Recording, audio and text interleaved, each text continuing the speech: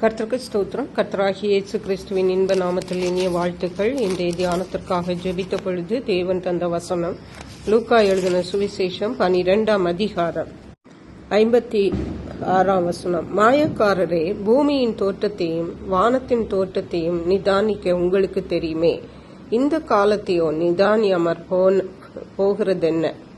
நம்முடைய கர்த்தராகிய இயேசு கிறிஸ்து எல்லாவற்றையும் அதினதின் காலங்களில் நேர்த்தியாய் செய்கிறவர் என்று பரிசுத்த வேதாகமம் நமக்கு சொல்லுகிறது.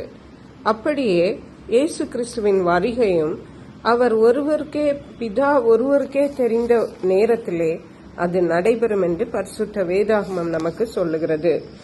இயேசு கிறிஸ்து சொன்னார். முந்தின வசனங்களை வாசிக்கும் பொழுது 54ஆம் வசனம் சொல்லுகிறது, பின்பு அவர் ஜனங்களை நோக்கி, மேற்கே மேகம் எழும்புகிறதை நீங்கள் காணும்போது மழை வரும் என்று சொல்லுகிறீர்கள், அந்தபடியும் ஆகும். மழை மேகத்தை பார்த்தால் மேற்கே வந்தால் மழை வரும் என்று சொல்லுகிறோம். அது அப்படியே மழையும் வருகிறது. 55ஆம் வசனம் சொல்லுகிறது, தென்றல் அடிக்கிறதை நீங்கள் காணும்போது உஷ்ணம் உண்டாகும் என்று சொல்லுகிறீர்கள், அந்தபடியும் ஆகும். தென்றல் அடிக்கும் போது உஷ்ணம் வரும் என்று நாம் சொல்லுகிறோம், அப்படியே உஷ்ணமும் வருகிறது. 56ஆம் வசனத்தில் இயேசு சொன்னார், மாயக்காரரே, பூமியின் தோற்றத்தையும் வானத்தின் தோற்றத்தையும் நிதானிக்க உங்களுக்கு தெரியுமே. பூமியிலே நடக்கிற காரியங்களை வைத்து என்ன நடக்க போகிறது என்று நாம் நிதானிக்கிறோம். வானத்தில் நடக்கிற காரியங்களை வைத்து வானத்தில் என்ன நடக்கிற போகிறது என்பதையும் நாம் நிதானிக்கிறோம். ஆனால் இந்த காலத்தையோ நிதானியாமற் போகிறதென்ன? இந்த காலத்தையோ நிதானியாமற் போகிறதென்ன? கர்த்தராகிய இயேசு கிறிஸ்துவின் வருகையை குறித்து இங்கே நாம் பார்க்கலாம். இயேசு கிறிஸ்து வருகிற காலத்தின் கடைசி அதன் அருகாமையிலே நாம் வாழ்ந்து கொண்டிருக்கிறோம். அப்படியானால் நாம் இயேசு கிறிஸ்துவின் வருகைக்கென்று நாம் ஆயத்தப்பட வேண்டும். அதற்காக நாம் பிரயாசங்களை எடுக்கிறோமா? அதற்காக நாம் நம்மை நாமே ஆயத்தப்படுத்திக் கொள்ளுகிறோமா? அதற்காக நாம் நம்மை சுற்றி உள்ளவர்களை ஆயத்தப்படுத்துகிறோமா என்பதை நாம் பார்க்க வேண்டும். மத்தேயு சுவிசேஷம் 24ஆம் அதிகாரம் 32ஆம் வசனத்தில் இயேசு சொன்னார். 32 சொல்லுகிறது, அத்திமரத்தினால் ஒரு உவமையை கற்றுக்கொள்ளுங்கள். அதிலே இளங்கிளை தோண்டி துளிர்விடும் போது வசந்த காலம் சமீபமாயிற்றென்று அறிவீர்கள்.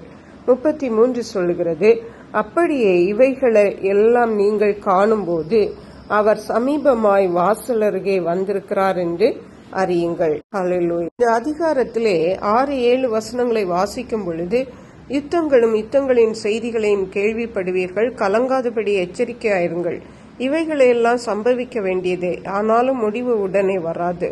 ஜனத்துக்கு விரோதமாய் ஜனமும் ராஜ்யத்துக்கு விரோதமாய் ராஜ்யமும் பஞ்சங்களும் கொள்ளை நோய்களும் பூமி எதிர்ச்சிகளும் பல இடங்களில் உண்டாகும். இவைகளெல்லாம் வேதனைகளுக்கு ஆரம்பம் என்று சொல்லப்பட்டிருக்கு. இயேசு கிறிஸ்துவின் வருகையின் அடையாளங்கள் இவைகள். வாழ்ந்து கொண்டிருக்கிற காலங்களில் இவைகளெல்லாம் நாம் கேட்டுக்கொண்டிருக்கிறோம், கண்டு கொண்டிருக்கிறோம். இது அப்படியே அத்திமரம் துளிர்விடும் போது வசந்த காலம் சமீபமாயிற்று என்று சொல்லுகிறோம். அப்படியே இப்படிப்பட்ட காரியங்கள் நடக்கும் பொழுது இயேசு கிறிஸ்து வாசல் அருகே வந்திருக்கிறார் என்று நாம் அறிய வேண்டும் என்று 33ஆம் வசனத்திலே இயேசு சொல்லி இருக்கிறார். அருமையான கர்த்தருடைய பிள்ளைகளே, கர்த்தராகிய இயேசு கிறிஸ்துவின் வருகை மிக சமீபமாயிருக்கிறது.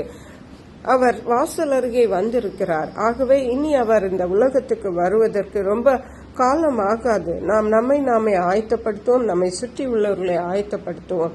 கர்த்தர் தாமே கேட்ட கிருபைகளை நமக்கு தந்தருள்வாராக. ஜெபிப்போம்.